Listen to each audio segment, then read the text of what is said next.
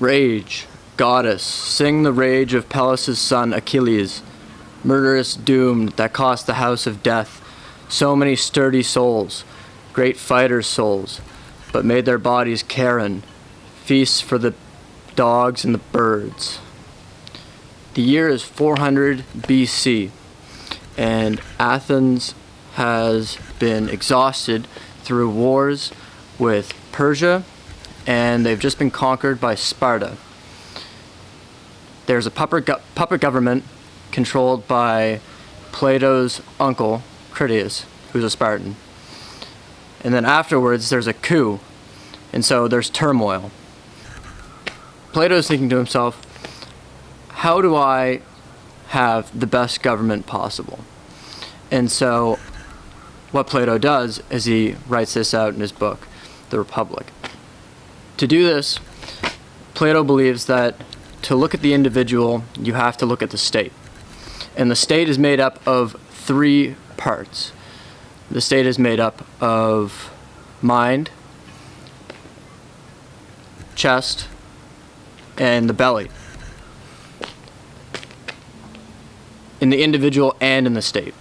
And so the mind is reason, it's your intellect, it's what makes decisions and calculates.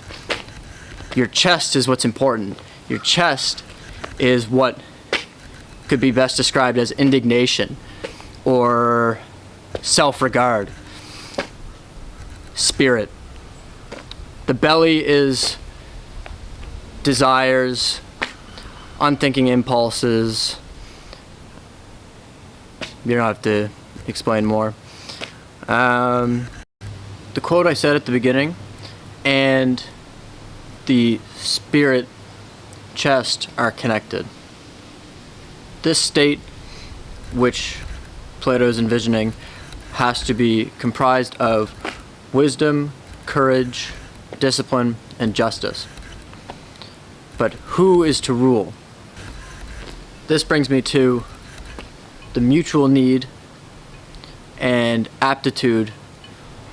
Okay, so what are the origins of Plato's state? Of any state, really. So what he says is that you need to have food, you need to have shelter, and then you need to have clothing. And then you need a bunch of jobs after that, such as shipwrights or medicine. Plato is getting at that we have different natural aptitudes for different jobs. Each is completed through technique, which is significant to understanding Plato, whether or not something counts as having technique or not. Technique can be broken down into three things in the example of fire. Fire, you need a spark, you need oxygen for fuel, and then you need a source being wood.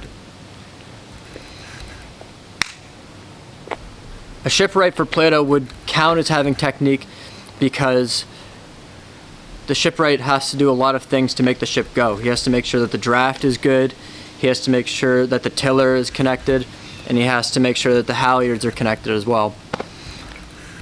Something that doesn't have technique would be something like art, for example, this. Plato thinks that by someone portraying something, they're not actually doing it.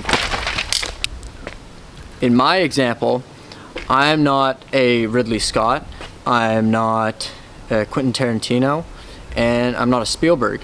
So what gives me the right to shoot this? Plato is talking to his nephew, Glaucon, and an admirer of Glaucon had a poem written about him at the Battle of Megara, and it goes, "Sons of Ariston, pair divine, sprung from a famous sire." And so this is saying how we need aptitude in order to have these guardians. Guardian rulers are supposed to be the people who look after the state, and there's 3 different types. There's gold, silver, and bronze, and they can go up and down depending on what metals they have. So gold would be straight guardian. Silver would be an auxiliary.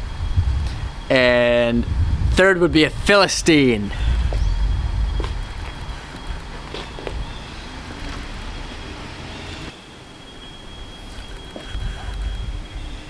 What Plato calls the guardians in his book are good young men who are to be like watchdogs. And immediately, this is a red flag, because what is good?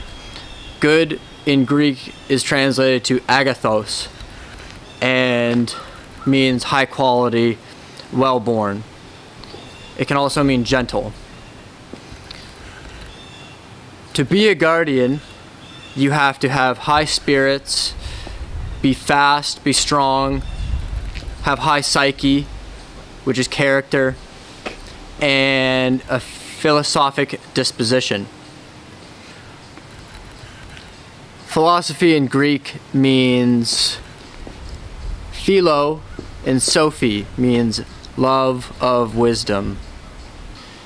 If you like the video, share it with a friend, because word of mouth like that will help the channel grow. When I was about 8 years old, I locked my sister and my mom and myself in my room. I did this unconsciously because I was wondering where babies would come from. No babies came, and we spent the better part of a day locked in my room. This brings me to the family unit in Plato's Republic. No family unit. He does this in order to have the best possible flock. Lots of animal analogies. He talks about horses. He talks about how you're treating the community like a pen. This is all done specifically with the guardians in mind. Women in Plato's society are also guardians. This is done to ensure a sustainable guardian population. Plato says nothing against women's nature as compared to man. This is the same concept with the 3 metals. Infanticide was practiced in ancient Greece. It was more so in Sparta, with it happening in Athens too. Plato's philosophy, though imperfect, is that happiness can only be achieved for society and individuals is philosopher king's rule. We were supposed to be short kings. The 2 main themes of his are knowledge and opinion, and how these things affect form or ideas. His similes, the sun, the line, and the cave, are all connected to the process of knowing objective fact. Knowledge can be broken down into knowledge and reasoning, and opinion can be broken down into belief and illusion. This dialectic is important because it gets at the Greek word enai, which is being or is.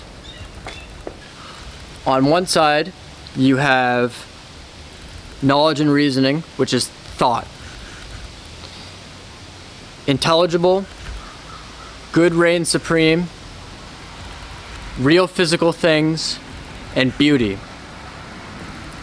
And then in the other camp are opinions, or common opinion, which is poets and artists, illusion, images and shadows, and what is not. Plato thinks that goodness is to be done as a reward, regardless of consequences. And in this life, in the 1,000-year afterlife, you will be well if you believe that you can withstand all good and evil, believe the soul immortal, being on the upward, and pursuing justice with wisdom.